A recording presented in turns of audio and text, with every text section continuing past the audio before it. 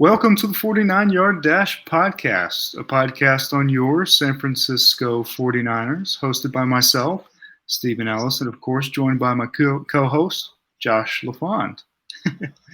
Today, me and Josh are going over our top 5 rankings at offensive positions for this upcoming NFL draft. And then next week, we'll probably do defensive positional groupings, top 5 rankings there too. But let's jump into it.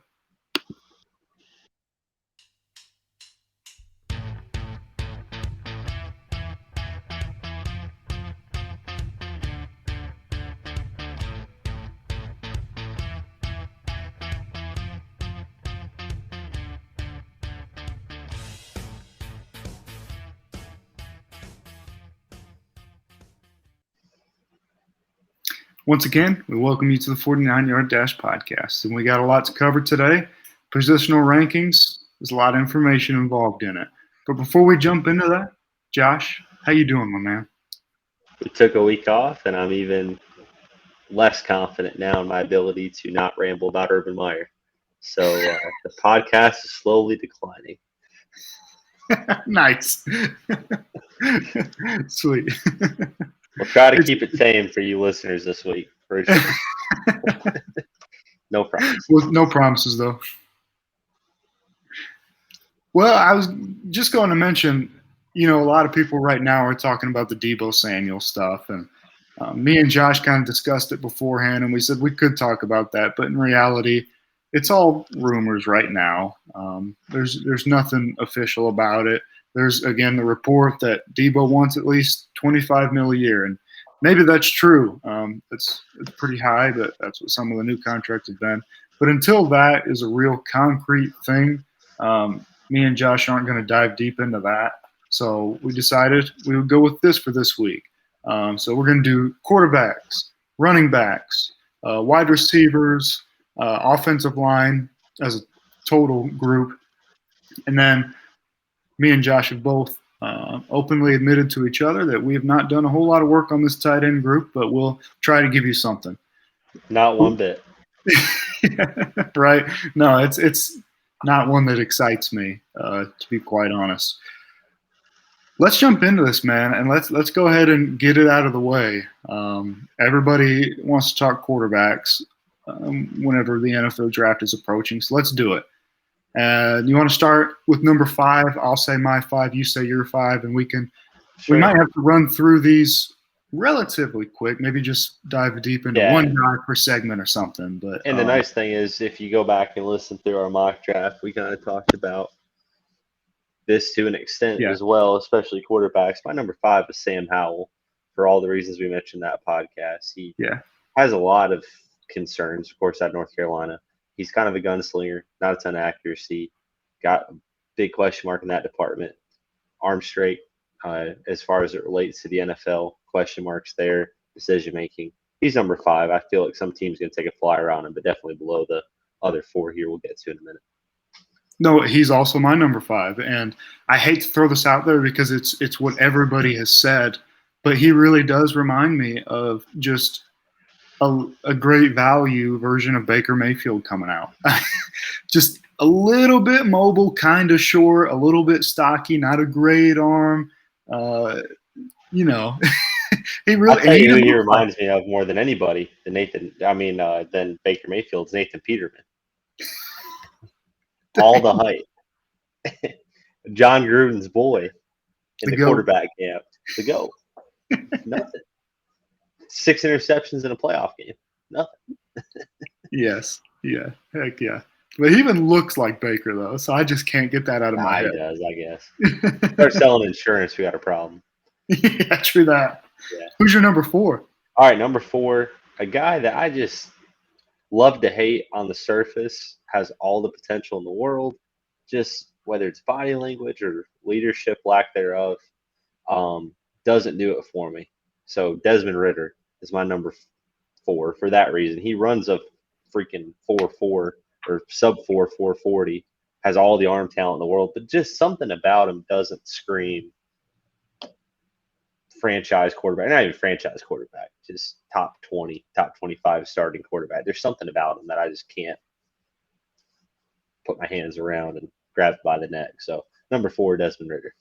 As funny as it is, I never blame somebody if their reasoning for something is a gut feeling.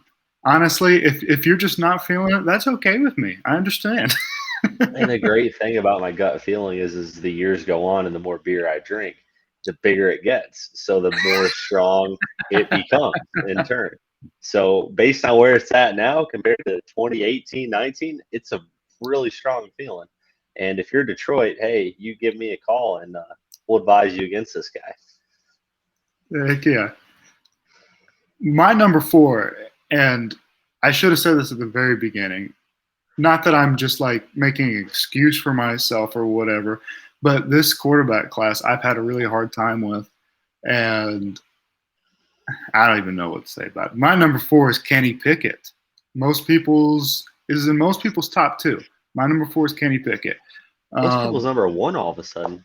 Yeah, he is a super popular as quarterback 1.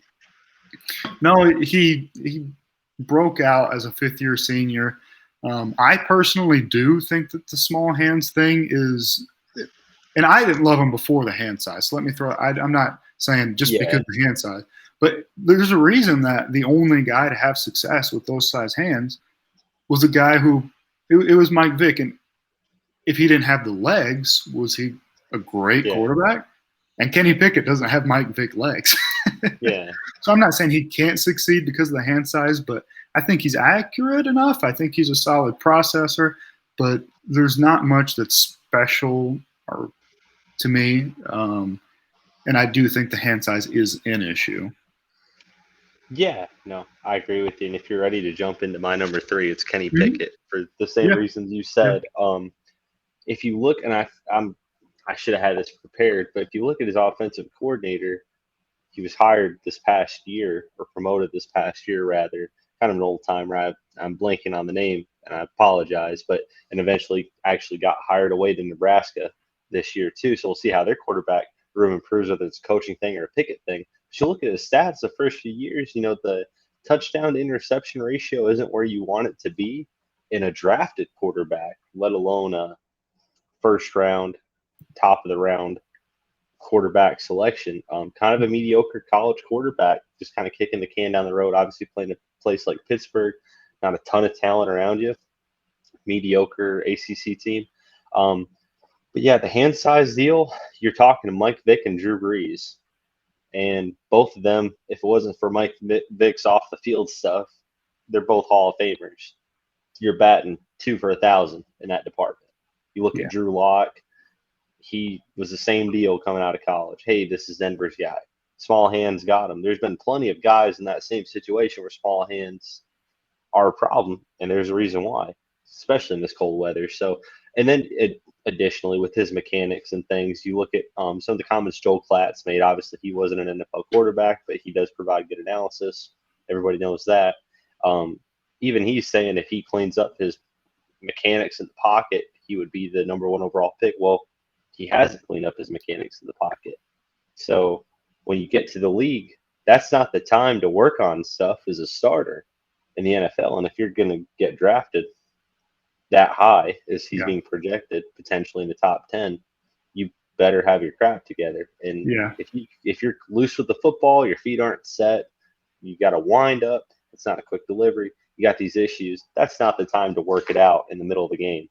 So we'll see what happens with Pickett, but for the same reasons you said and for the reasons I said, that's why he's my number 3. Still above Howell and Ritter in my mind, but he's my number 3. Yeah. My number 3 is, I think, the most common quarterback 1 now, Malik Willis. And I do think Malik Willis has some really nice physical tools to work with.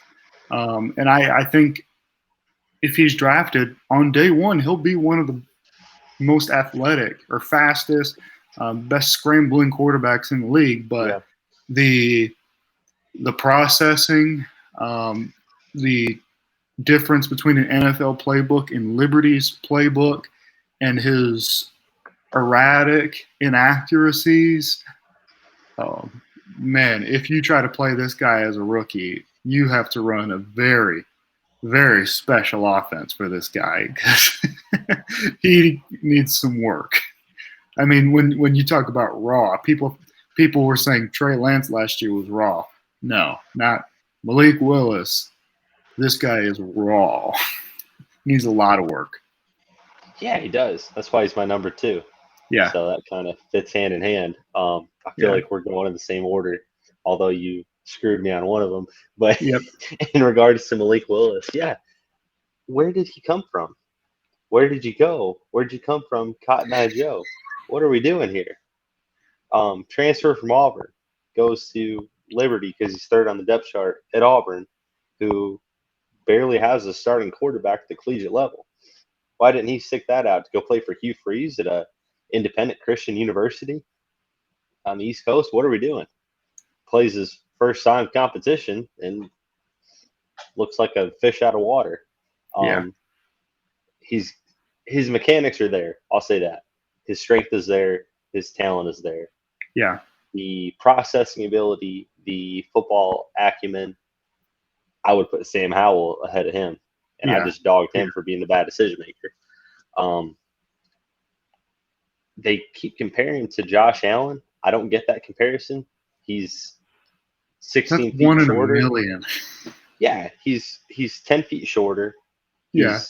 I mean, if we're being honest, he's 4 or 5 inches shorter. No Yes. matter what his listed height is, he's 4 or 5 inches shorter in cleats.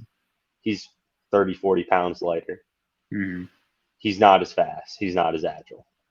He's a sugar-free Josh Allen, and that's who you want to draft. Now, all of a sudden, Detroit's going to pick him at number 2. If Aiden Hutchinson's off, what are we talking about? I don't get it with Malik Willis. It really feels like, unfortunately, and I hope to God our number 1 is the same, because it feels like these 4 that I've mentioned are only here because it's a down year for quarterbacks. Mm-hmm. I don't know if any of these 5 would get drafted in the first round last year or the last couple of Yeah. years. I think our number 1 might. But you look at these other 4, they're all projects, man. They all have a ton of issues that don't. And if you're going to put a first round pick into a guy, they sure as heck better start year 1, or you better have a long term plan for him like you did Trey Lance as far as with their development. Definitely. Yeah. Well, I'm going to make you flip out. No, you didn't. Oh, my God. Oh, my number 2 quarterback is your number 1 quarterback. It's not that you put him at number 2. It's who you put above him. Yeah. That just pisses me the heck off. I know. Because he has no reason to be in there. I knew this would happen. Malik Willis should be there. Malik Willis should be there. I knew this would happen, but I've really come around on, obviously, if you're Desmond Ridder. No. I don't think Desmond any of Ridder's your number 2. Yes, correct. Let's talk about Desmond Ridder. Your number 2. Before we talk about Matt Corral, let me, even though he's my number, we're going out of order, but let me just make a few comments on Ridder. I have changed a little bit on Desmond Ridder. I don't love him. I don't really love any of these guys, to be honest. But I will say I was kind of under the impression that Desmond Ridder was similar to Malik Willis's inaccuracies. Well, I've actually come upon some research lately that like where the ball placement is actually hitting receivers, that he's actually top of this class. Him and Kenny Pickett are neck and neck for the top as far as like PFF's tracking of accuracy.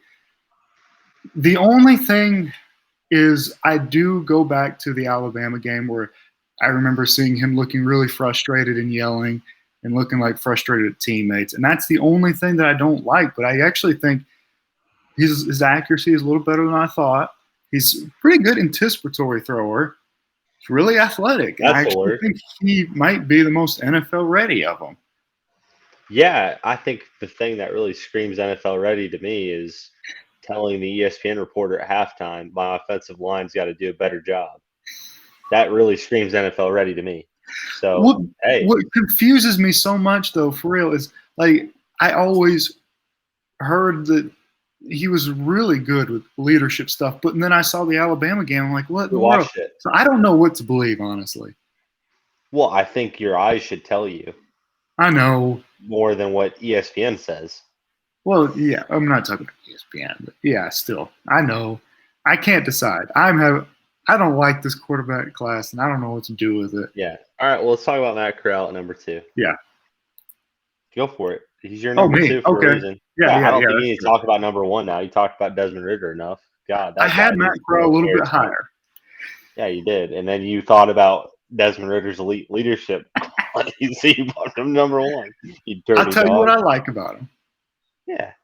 I like I like him Tell up me what you like here. about him. Yeah, you like him up there. You don't like him anywhere else. he maybe he can overcome it because I do think he plays with a lot of heart. I think he loves football. I think he's gamer, but his frame is concerning. He's small. I don't think he has great arm talent, accuracy, or Yeah. strength wise. I don't think he has special mobility. And the offense that they ran, the more and more I'm researching about that Ole Miss offense, it's like that was about as easy of an offense as you can run. I mean, just RPO, wide open stuff Yeah. constantly. I don't know what to do with it. And his physical tools aren't great. Yeah. I mean, it's not like Malik Willis even ran a more basic offense where Desmond Ritter basically I ran don't play like Malik. action, RPO, and ISO plays on gap runs. Um, I mean, I'll say this much is in regards, I know I'm dogging it, but in regards to the case for, like you said, all these guys, for me, the reason Matt Corral stands out is number 1. If you're going to have a number 1 quarterback, they should stand out. Last year, the reason Trevor Lawrence stood out was because he was a generational talent. And then it kind of evened up after that. You look back at past years, the reason Carson Wentz was QB number 1, I can't even remember in my mind who went in that draft with him. Marcus Jared Goff. Mariota. Yeah. Was it Marcus Mariota or Jared Goff? It was Jared Goff, With right? Carson Wentz, it was Yeah, Jared sorry. Goff. Yeah, yeah. So I'm thinking Jameis Winston and Marcus Mariota and Yeah. Carson Wentz, Jared Goff, RG3, Andrew Luck. Why was one picked over the other? Because there was a clear differential in not only what was up here, what was in their mechanics, what was in everything. They weren't as much of a project. If you sincerely look at it, RG3 might have been more talented overall than Andrew Luck. But Andrew Luck, from a developmental standpoint, not only had similar potential, he had it up here. He showed up when the lights came on. Mm-hmm. Same thing, unfortunately, with Jameis Winston. Unfortunately, with Carson Wentz and these other guys. But there's a reason they were picked over the other, right? Mm-hmm. For me, with Matt Corral, he does have issues with slight frame. However, he does not have issues with the stand size. He does not have issues with leadership. He played in a Sugar Bowl he had no reason playing in. Kenny Pickett opted out of his New Year's Six bowl game, which is the first time Pittsburgh had made a January 1st bowl game in like 10 or 15 years. Kenny Pickett opts out of it. Hometown kid doesn't play in it. Matt Corral has no ties to Mississippi other than playing for Lane Kiffin and Ole Miss. But because he's a football guy through and Mm-hmm. through, and how much the university meant to him, he goes out there and plays in it, gets hurt in it. Fortunately, it's a light injury. Could have been severe for all we know. But he's a gamer. He really is. And if you're going to draft a guy, he doesn't need to be picked in the top 10. He doesn't need to be picked in the top 20. He might not even need to be picked in the first round. But he's, out of all of these 5 guys, has the best bet to have a long-term career in the NFL. Whether that's a superstar, a Pro Bowler, a stud starter, or a backup. Mm-hmm. He has everything put together. There's not really any question marks about him. Everybody just kind of picks him apart. Oh, he's a little slender. Oh, he doesn't have the biggest arm. They fall in love with the Malik Willis show off, empty pocket throw in an indoor practice facility. They fall in love with Desmond Ritter's 4.39 40 or whatever. They fall in love with Kenny Pickett's hometown guy, Pittsburgh deal, and forget about his hand size or his accuracy or mechanic issues. And they forget about the guy who's slapping him in the face and saying, hey, I'm over here. I can start week 1. I can run your offense. The thing about it is, and I'll shut up about Matt Corral after this because he is my guy, and I'll be danged if he doesn't become a stud. Although Ole Miss's offense is basic because it's a look with me deal where you look at the sideline. It's not, of course, huddles are non-existent anymore. There's not a ton of quarterback reads. The coaching staff on the sideline kind of determines where Corral's going with the ball. I get that, but he does have processing ability, even more so than Sam Howell, more so than Malik Willis. When you watch what those other quarterbacks did, it was a similar offense, and they had more issues in that regard than Corral did. And just the toughness and the heart, you know what you're getting out of this guy. The other ones are more likely to bust than him. I feel you there. Yeah, no, like I say, I do like his mental makeup the best for sure. I really do. It's just hard for me to decide in this class. Do I want to go with physical tools? Do I want to go with mental makeup? Because I feel like everybody's lacking in some form or fashion, So it makes it challenging. You mentioned Sam Howell reminding you of Baker Mayfield. Honestly, I think Matt Corral is more Baker Mayfield than anybody else in this class. Just because Baker didn't have the biggest arm, he wasn't the most accurate. He didn't have the physical tools, didn't run the fastest 40, didn't put up the most bench presses, but he had it up here, and he still does. He's not a superstar quarterback, but when he's healthy and he has an O-line in front of him, he was leading the Browns to their first playoff victory in years. And at least had them in a spot to contend for the division before things kind of unraveled there in that situation. And maybe he'll still be a successful quarterback, but that's who Matt Corral reminds me of, just because of the same reasons. Baker played on a superstar team. He won the Heisman because of it. He was able to become the #1 draft pick because of it. You put Matt Corral in another situation than playing on a offensive dominated team like Ole Miss with no defense, no real run game, not a ton of weapons in the SEC. He kind of carried them to where they were at. Yeah. So put him in a better situation, and you're probably putting him up there with Baker. But that's kind of his comp. Yeah. For me anyway. Yeah, I understand. Hey, real quick, sorry. I'm going to switch devices. I'm not going to log out or anything, but I'm just going to mute and turn off my camera for a moment. You can talk about your number 5 wide receiver for a moment if you want. All right. We're 22 minutes in and have only done one position. Well, no, we'll fly through the rest because I don't have any others to rant about. So Matt Corral, #1 overall. I'll talk about quarterbacks here for a second. So just in regards to this entire class, you kind of think about how, like Steven and I were talking about, it is a fairly weak class. There's not a ton of these guys who are going to really pan out, not just these 5. You got Carson Strong, who was at one point considered last year a lot for the top 10. He's not even getting second, third round looks at this point because of his issues. So you're taking a flyer on a lot of these guys. It really comes down to what pecking order. If you got Sam Howell #1 or Desmond Ridder 5, there's not much to debate. I feel strongly about Matt Corral. I get Steven where he's coming from, mentioning that there's not much difference in the quarterback class. That's 100% right. I just feel strongly about leadership, acumen, and toughness to go out there and play quarterback. And Matt Corral is a guy for me. But moving on to, now that we got our special host back, my number 5 wide receiver. You want to go ahead and guess who it is? Because I bet you know. Okay. Your number you should 5? know off the top of your head. You should know off the top of your head. The Garrett Wilson, number 5, Wilson. OSU. Drop issues. He's a decent route runner. Catches it with his body. Decent speed. What's his speed in pads? Well, Michigan's 4.7, 4.8, 40 cornerback was able to lock him up in press man coverage. So we'll see how it works out for Garrett. He's worth a flyer to me. A team like Detroit, 32, that would be a good landing spot. Let him kind of develop, refine those issues there, become more of a hands catcher. But yeah, Garrett Wilson, number 5, is my wide receiver. Nice. Do you want to guess who my number 5 is, just for fun? Jahan Dotson. No, good guess. Good guess. Really? Just missed for me. Yeah. Really? George Pickens. No, I'll just tell you. You got him higher than that, don't you? I do have George Pickens. I don't get that hype, but go for it. Tell me who your 5 is. Treylon Burks, Arkansas. Really? Yeah. Man. Yeah. All right. I think the Debo Samuel comps are really silly because they're not alike at all to me. They're really silly. But just for a second before you expand on, NFL draft comps are the worst, are they not? Oh yeah, they suck.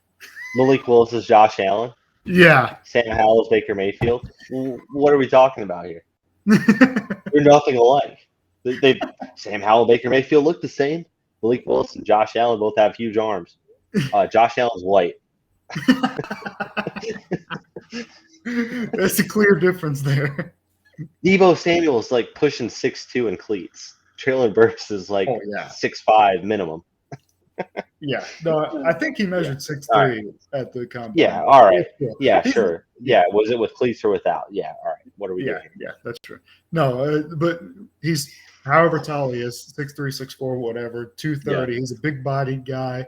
He's athletic for his size, man. He really is, and I think he is a weapon at the next level. Really good after the catch, can make contested catches. He's not a super clean route runner, though, not a super clean separator, though. He's definitely got imperfections, but overall, I think he could be a pretty good piece for an offense at the next level. Sure. So my number 4, Jahan Dotson, Penn State. Physical, complete wide receiver. Doesn't give you the highest upside, but is a very complimentary number 2, number 3 wide receiver. Kind of reminds me of Randall Cobb, actually, without the top end speed. Very good high point ball catcher, excellent route runner, plays physical, and the same way kind of Randall Cobb reminds you of is what I was looking for. Just like him a ton. Obviously, like I said, doesn't give you superstar potential, but you know what you're getting out of him. So like him at number 4. Nice. My number 4 is your number 5, Garrett Wilson. He was my number 1 probably a month ago, but I've swapped it up. That was early in the process, But I agree. I saw similar things to you where he catches with his body more than his hands, and that's been preached for years that you catch with your hands, not your body. But I do think, man, he's got really good separation, acceleration. Like when he makes his break, he hits it hard, and he's really athletic, but he does have some issues. I thought of this. I think his ceiling, if somehow he put everything together, he could be a Keenan Allen type guy, But I think his floor, and I think you'll like this, is Nelson Aguilar. Yeah, that's actually not far off. Fast, but just has he has drop issues and isn't super consistent, So the guy I actually thought of, and Nelson Aguilar is a great comp, Jalen Reagor. That's just for the same reasons. They're the same guy. Top end speed, decent route runner, bad issues. And one thing about Garrett Wilson, just to mention, obviously the reason why you don't want to catch with your body is because it can bounce off your body. It's not going to bounce off your hands if you go and attack it. But if you're going to take a flyer on somebody, so if you've got Khalil Shakir out of Boise State, Garrett Wilson and Jahan, or let's say Traylon Burks, you got a Mountain West, a SEC, and Big Ten wide receiver on your big board, and they all present similar issues, similar potential. You go with the one who played competition. So I'm really not high on Garrett Wilson. You can make an argument for him not even to be on my big board within the top 6 or 7, 8 even. But if you're going to take somebody in that range, take the guy who's proven consistently throughout their career that they can at least play against top-end competition, and then hope that the issues, like you mentioned, they get worked out. So that's why he was on my big board, just to kind of clarify him at number 5, even though I've dogged him almost as much as a aforementioned coach who will not consider this episode. Who's your 3? So number 3, Traylon Burks, for all the same reasons you mentioned. Nice. Kind of a developmental guy, really good potential. I think probably up there with my number 1 and 2 as far as best potential to be a number 1 wide receiver in the NFL. Consistently, not kind of flip-flopping, but to be a true stud on the outside, like him for all the reasons you mentioned. And then if you tell the story better than I, to really signify the ability of this guy and how much he loves football. We talked about Matt Corral loving football. And Traylon Burks might love it even more.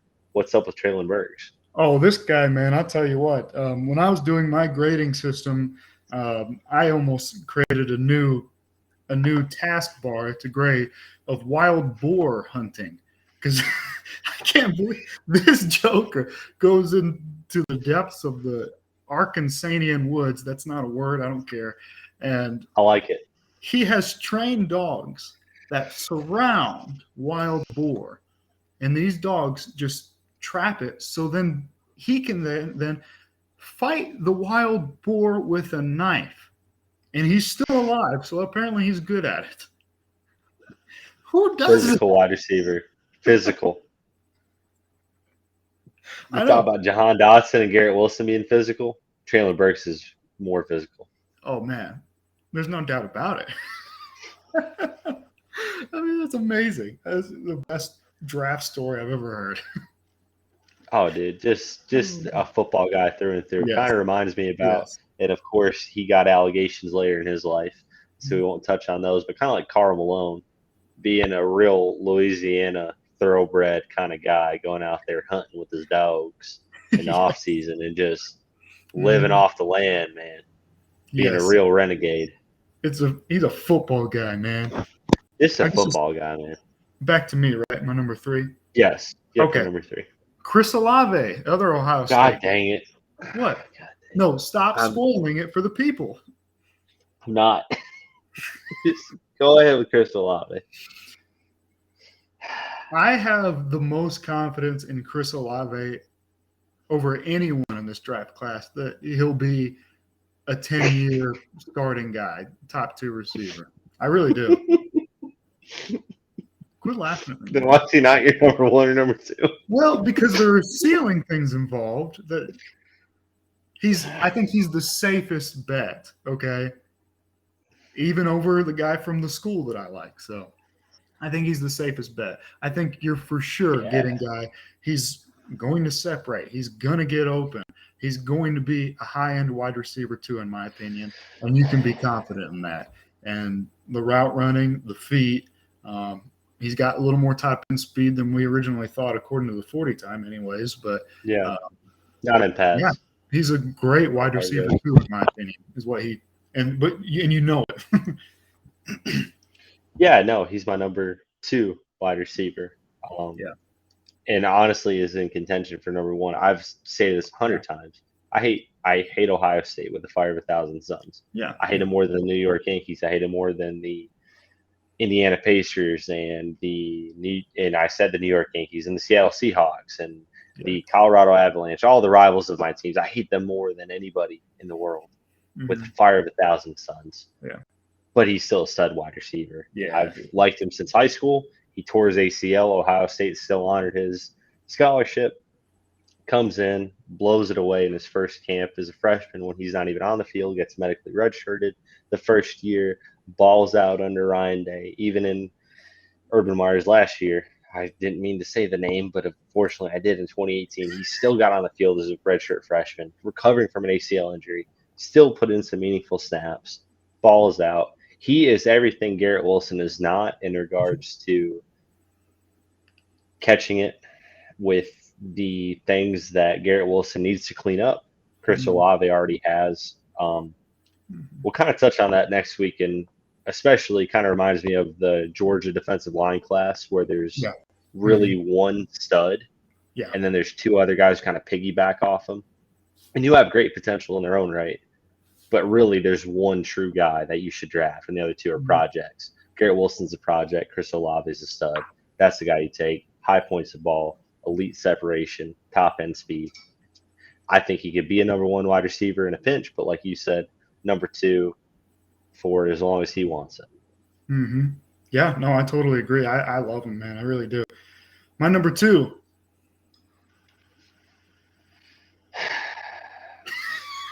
My number two is Drake London. All right, just say everything you want to about Drake London because he's my number one, and I'm not gonna really touch on him. So go for it. Okay. All right. All right. Drake London. He is a contested catch monster. Um, One of the guys I like to listen to, Trevor Sikkema, has described him as a contested catch god, even beyond monster. And it's Wow, not. really? That's how the rankings go? Yeah, that's right. Yeah, Should be their number one then, right? maybe. But he's not just a guy who waits, high points a ball, mosses people. Yeah. He has an unreal ability to turn his body in a way where he pretty much does kind of box out, but can go at whatever arm angle. And his agility in the air, his body control is next level, and he doesn't drop anything. And he uses his body to separate. It's never going to look like Chris Olave running routes because he's 6'4", 220. It's just not the same body. He doesn't have to be smooth. Exactly. He can use his body to separate, and he's a lot better after the catch than people give him credit for, too. Like, no one talks about that. He's really good after the catch. USC threw screen passes to him. That's get the ball in his hands. That's why he's my number one. I forget the running back's name. Not you, but the running back's last name is Dye. I forget his first name. Since you're a bandwagon fan, I don't expect you to know, Fairweather fan. But maybe you'll know. Do you know the running back's name? I'm just dogging you right now for having Drake London. I don't know his first name. I think it's Tavarius Dye or something like that. Colin Cowherd has a man crush on him. So you had a running back, you had Drake Jackson, and you had Drake London, and that was your entire USC football team in 2021 in the first part of 2022, I guess. He's a stud. He is Chris Olave with size. Chris Olave, if he was 6'3", 6'4", somewhere in that Drake London range, that's 6 who he would be. 7/8. Yeah. I love some Drake London for all the same reasons I love Chris Olave. They do everything a number one wide receiver should do. And I think because of his size and his strength and the ability to use his body, unlike Olave, that's why I've got Drake London number one overall. And people will bring up, injury concern, whatever, for the same reason of you're going to get into your number one guy, I'll dog him on. But Chris Olave had an ACL injury coming out of high school. Drake London had one early too. It is what it is. Yeah. You move on from it. Yeah. These are clearly, if Chris Olave had any size at all, even close to Drake London, it would be 1A and 1B. But because of the size of Drake London, he's your number one wide receiver, and honestly, his perfect complement on the opposite side is Chris Olave. They're the same exact player. One's bigger than the other. So I love some Drake London for all the reasons you mentioned. Yeah. But my number one, I have just fallen in love apparently. George Pickens, Georgia. Look, man, just give me a chance. If there is injury, like multiple injuries, so there is a real concern, and there is a great chance that he's never healthy, and I look like an idiot. But I'm making this ranking, putting that aside. I know you're counting the injuries. I'm putting that aside. If this guy stays healthy, and I know it's a big if, but I'm just throwing it out there. If he does, I can't help but watch and see. And we know how comps are. They're always rich. I'm not saying he's going to be this, but the same. Oh, they're rich. They're Rich Eisen. No. Dude, yes. He is, listen to me. He's 6'3", 200 pounds. He's got a great frame. He's athletic. He's fast. And for his size, I mean, he's a better route runner than Drake London is. No, he's not. And he doesn't drop anything. He had the lowest drop rate of anybody. Neither does Drake London. I know. Because he was barely on the field. I love Drake London. He's barely on the field, Steven. I know. And that's why he didn't have a drop rate. Drop rate is a percentage, though. So, I mean. Okay. So, if you go to the plate and you hit 5 out of 10 pitches, you're a 500 hitter. What about the guy who hits 200 out of 1,000? Does that mean that he's a worse hitter? Sample size is definitely part of it, but it's not such a part of sample size where it's not one game.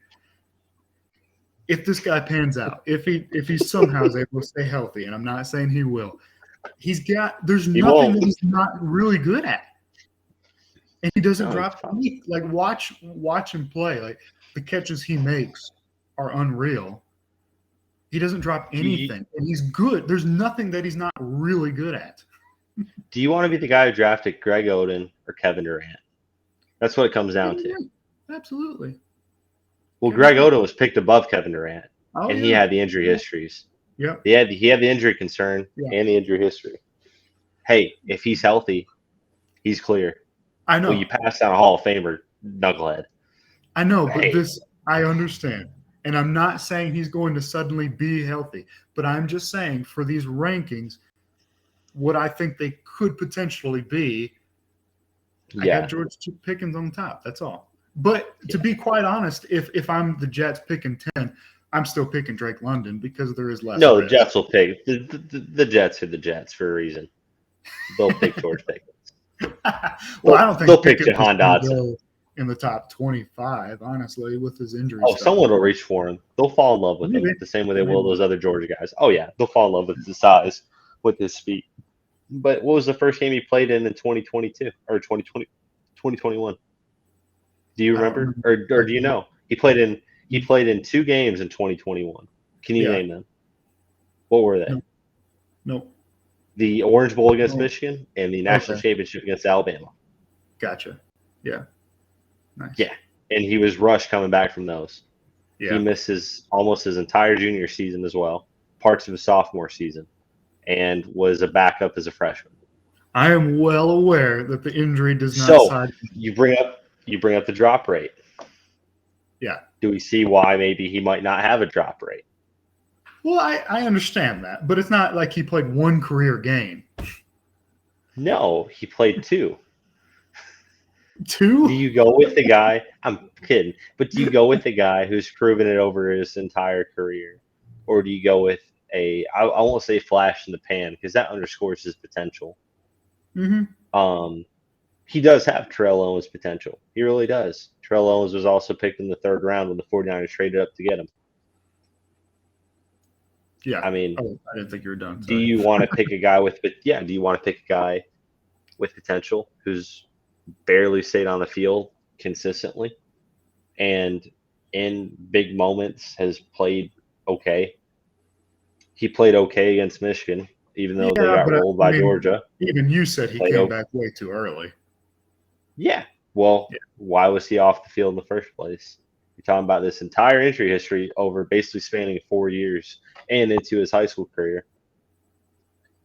A lot of concerns there. Absolutely. A lot of concerns. Absolutely. And it would be magical if somehow he stayed healthy. Probably won't. But I'm just saying, for the sake of this exercise, I think if somehow he could, I can't help but watch and see similar to I see Hopkins. That's what I see. Yeah, just really good at everything. You should get your glasses adjusted. Anything in his range. I'll say this much. I would put him if you knew without certainty, or with 100% certainty rather, he was going to be everything you thought he would be, and you risked an injury or two every year, I would have him over Jahan Dotson and Garrett Wilson. Yeah. I would still have him inside the top 5. Just but what you get from what you get from Burks, Olave, and London is comparable, and they've proven over and over again that they can at least stay on the field for extended periods of time. So I don't blame one you injury shouldn't deter you. We'll get into that next week with a guy like David Ojabo. Yeah. An Achilles injury like that with all that talent when he was going to have the red shirt anyway, that shouldn't deter you. When you have an entire career of paperwork showing all these injuries, maybe that throws you off. But I get the talent perspective. I get it. Yeah. I get why he's there with you. Nice. That was nice. Yeah. That was crazy. Yeah, that was something. Yep. All right. Yep. I really thought quarterback was going to be our only contentious position. So, God almighty.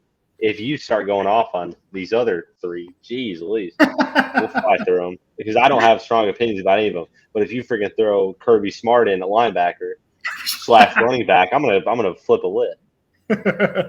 All right, let's do offensive line. I'll go first this time since you've been going first. Thank you. My number 5 offensive lineman interior and tackle, is Zion Johnson, Boston All College right. guard. He can play some center too. Super physical, super consistent, Yeah. strong. I mean, I think he's got one of the like lower bust potentials of anybody. Like, I feel super confident he's going to be plug and play at guard and excellent. Yeah, no, I agree with you 100%. My number 5 is Charles Cross. Nice. Stud offensive tackle. You know what you're getting out of him. The Matt Corral of offensive lineman. Unfortunately, unlike Matt, there are other guys with potential above him, but he's a plug and play guy. He's if he hasn't hit his ceiling, he's close, but he's going to be a stud contributor at either tackle position for most of his career.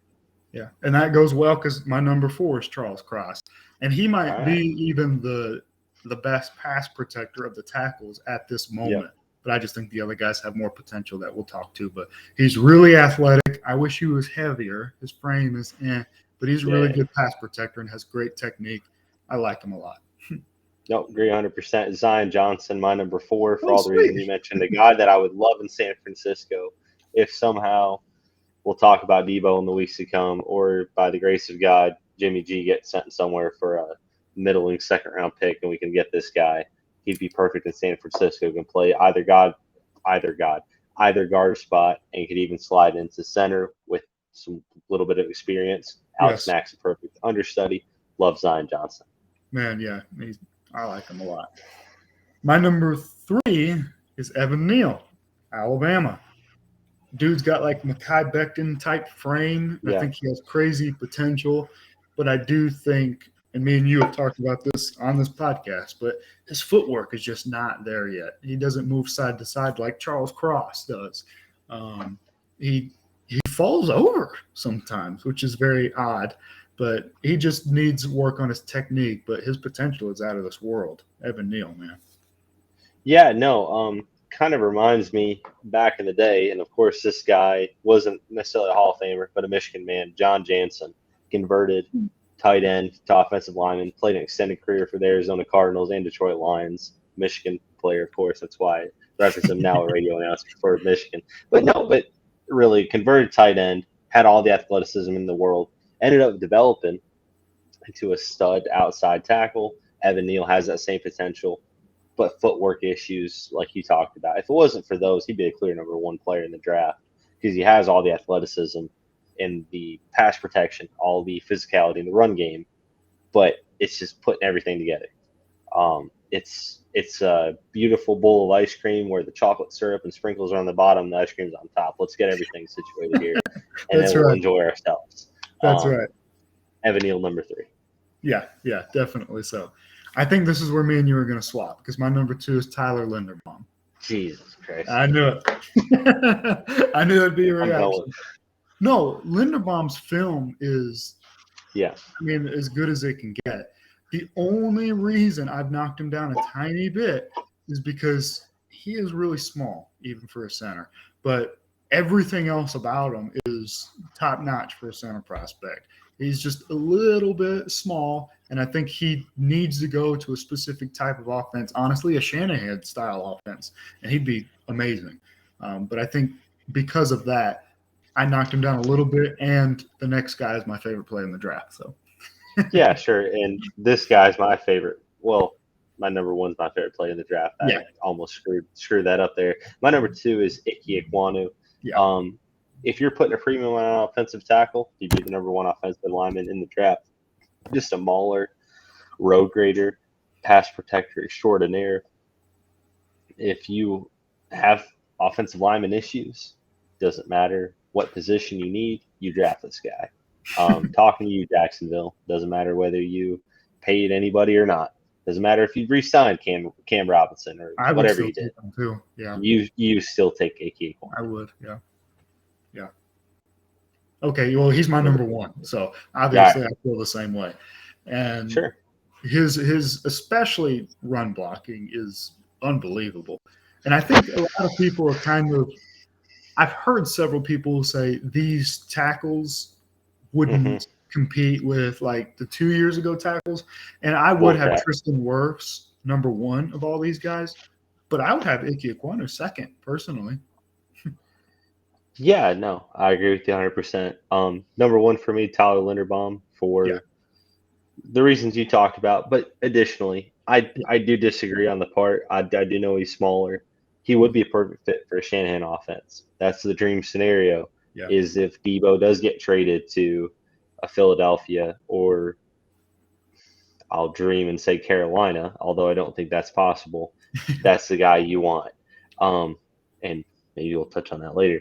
But he would be perfect for a Shanahan offense. But you look at the competition he faced. Iowa runs an old school pro Yeah, they style do.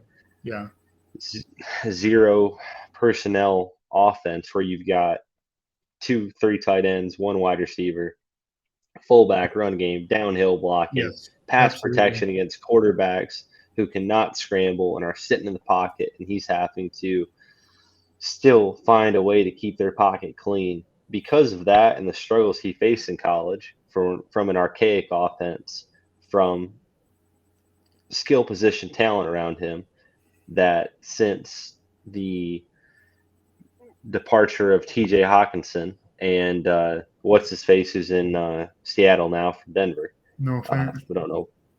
Thank you. No fan. Uh, they haven't had anybody. So because of that, I'll go Tyler Linderbaum number one. And Just I don't because I blame you think at all. him and Icky, I'll say they're generational talents as far as the best bet to play 10, 15 years as a starter Right? on Yeah, an NFL team. yeah. No, I totally agree with you that I do think Linderbaum, whoever drafts him, I think he'd be best in a Shanahan tight. But whoever drafts him, I Yeah. think they're going to get one of the best centers in the NFL almost immediately. But Yeah, and I love like we talked about, and just real quick, although Ike Ikwanu is going to be really, really good, it's harder to find a center. It really is. If it. you It's can true. draft one, It's true. you're pretty much locking him up for the next 10, 15, 20 years. We've seen it with Hmm. Alex Mack and the Falcons. Played with the Falcons' whole career. Falcons finally thought he was a little too old. Comes to 49ers. That's the only time really a center changes hands, because you find one you like and you hold on to him. Tackles change over a little bit more. You can let one walk. You can trade them. Whatever you saw with Trent Williams. You find a center, you hold on to him. That's He's true, really good. honestly. Yeah, that's very true. Well, you want to run through running backs and tight ends? I know Yeah, I don't have a strong opinion on running me backs. neither. I guess we go first. Kenneth Walker, Michigan State, broke my heart this year.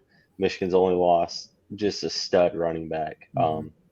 Bounces out of every hole possible, can catch out of the backfield. If you're going to spend a first round draft pick on a running back, although we hate it, he's the guy to go up and get in this draft class.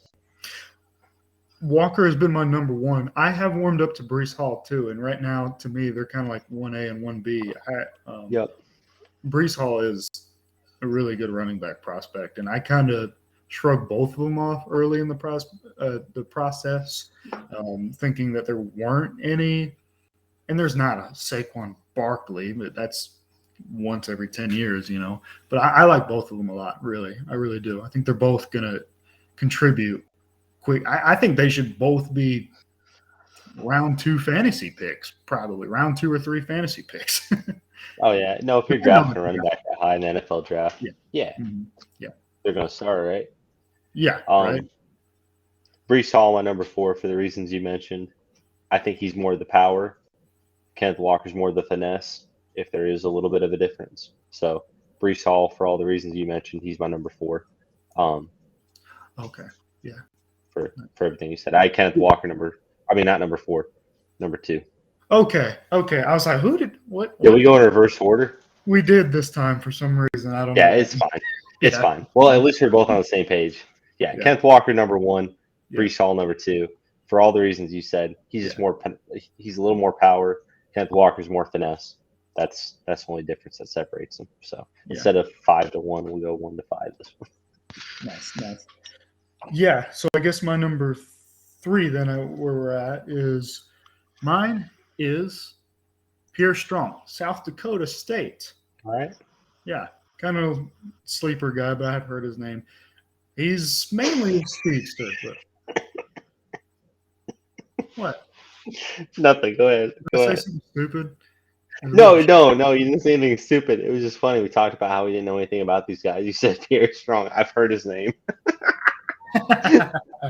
Yeah, pretty much. No, I just mean Yeah. like he's not a total. You've never heard No, of him. yeah. Uh, Yeah, no, for but sure. he's basically just a speedster that I think has pretty soft feet and can move pretty well. That's about it. Yep. Yeah. Yep. Nope. I feel good about that. Kyron Williams, my number 3, out of Notre Dame. Some injury concerns, really stepped up as a feature back there in a program that might not have superstar running backs, but has a really good run game. Kind of a do-it-all guy. Reminds you back in the day, Theo Riddick. Of course, another Notre Dame product, same draft classes. Golden Tate went to Detroit, had a good career there as kind of a third down guy, not quite a feature back, but kind of see that with Kyron Williams as well. Yeah. Yeah. Oh, that makes sense. My number 4 is Isaiah Spiller, Texas A&M. All right. Yeah. I don't have a whole lot to say about him either. Mediocre running back. Yeah. He's my number 4 also. Okay. Not really great pass Just catcher. okay Not at really. everything. Yeah. Yeah. This is a crappy draft class for I running know. backs. Yeah, it is. It really is. It's a really deep draft class for wide receivers, offensive linemen, and defensive players. If you're looking for skill position outside of wide receiver, forget it. Yeah. Isaiah Spiller, number 4. Yeah. Let's see who your number 5 is. Don't Yeah. keep the people waiting. Oh man. Well, I had a hard time leaving James Cook out, but I went with All Hassan right. Haskins, man. I just like the way he moves. I really do. I really do. I hope really the wanted Lions take him late. I do too. I do too. What's wrong with him? Nothing. I really wanted to put Haskell on here. I did. I put Tyler Algier on here because he's a white Mormon from BYU, and it feels like we need another Rex Burkhead in the league. It does. That's why That's true. it was 5A, 5B with Haskins, and honestly, I didn't want to seem like a homer. If I could go back and do it honestly, Haskins would be number 3 behind Brees Hall. But I just, I'm such a homer all the time. Hassan Haskins is going to be a stud in the right system. He's a slow runner, but he runs with heart. He's a good pass protector. He's not a guy who needs to get his touches. He's just a good teammate. He'd be great in San Francisco. And please, totally agree. football gods, answer this and give us Hassan Haskins. But yeah, I'll go with Tyler Algier. We'll give us the Storm and Mormon, number 5 from BYU. Just a power runner. No speed at all.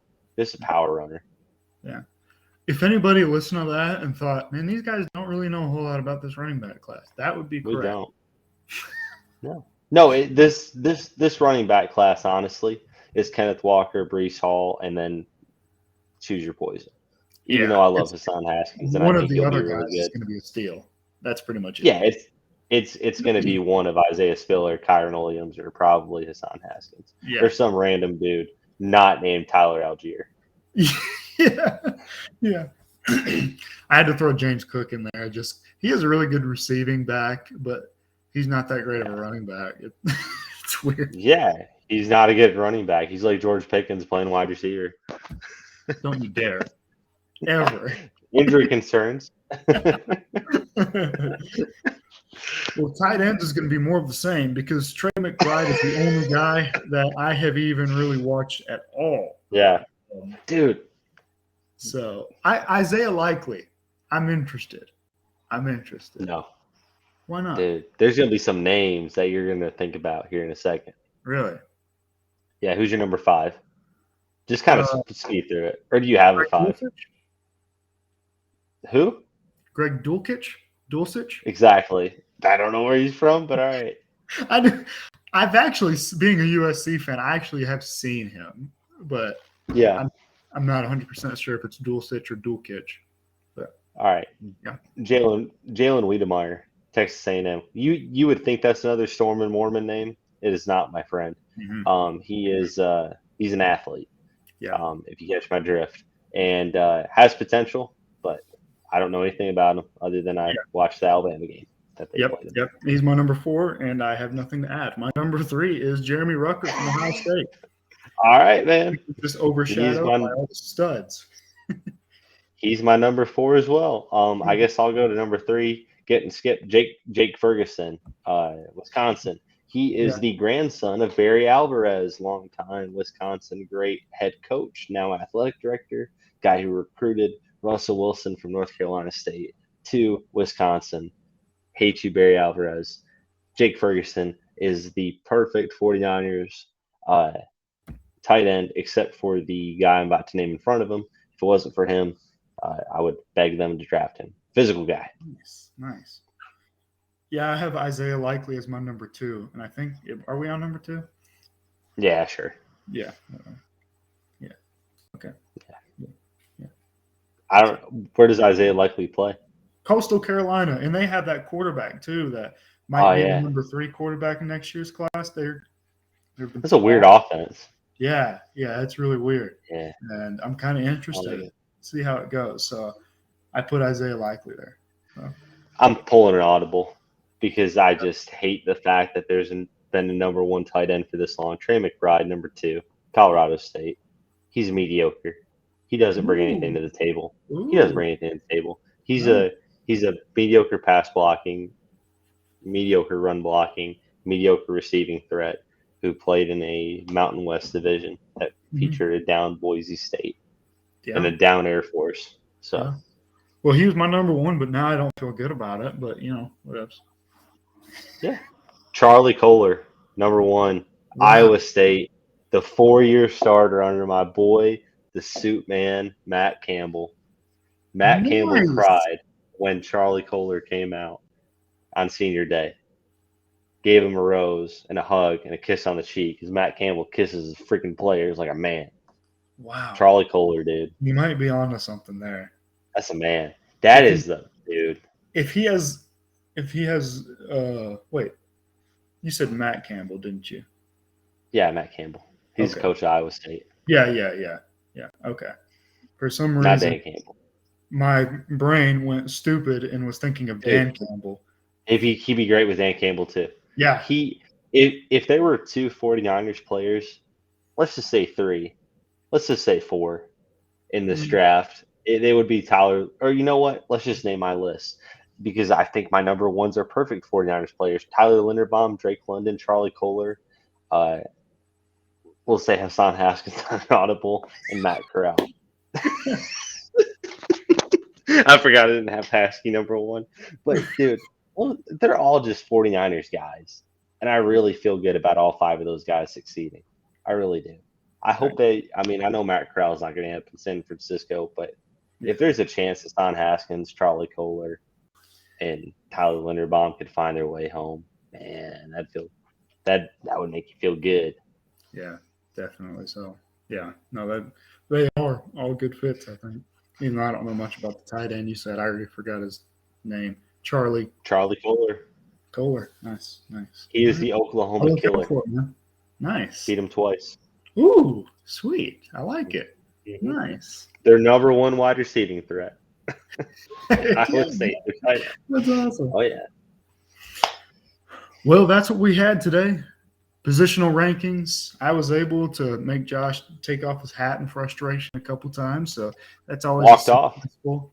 Yeah, he even walked off when, yeah, because I had Pickens number 1, who probably will never play 6 games in a season. So, yeah, there's that. But Josh, why don't you help us end this on a good note, man? You got us a fact of the Yeah, week. sure. Sure. Fact of the week: George Pickens will play in less games than Marcus Lattimore did for the 49ers. And then, Oh, and then additional oh, fact of the week. good I got beat. really a 3 for 1 because we skipped over this guy. My number 1 kicker of the week is Cameron Dicker, the kicker, in the words of Gus Johnson when he hit his game-winning field goal against Oklahoma. Dicker, the kicker, is my number 1 kicker of the week. And now we'll get into the fact of the week. Nice. So probably made this long segment just to crap on you a little bit. So back in World War One, they actually had gendered tanks. So they would name a tank a male or female. So the tanks used in World War One were, I guess the proper word, try to make it politically correct, they were distinguished as male and female. The male tanks had cannons, and the female tanks had heavy machine guns.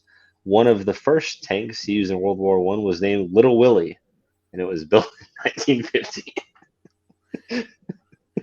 So Little Willie was rolling around. There's nothing funny about that. There's nothing funny about it. Good God. Wreaking havoc with my Little Willie. There's nothing funny about that, Josh. Nothing funny about it. I apologize. I was thinking about George Pickens. We're good now. Awesome. Yeah. That was Josh's reaction to Little Willie, and almost polar opposite of his reaction of George Pickens as wide receiver 1. So great way to end it. Hats off to Little Willie.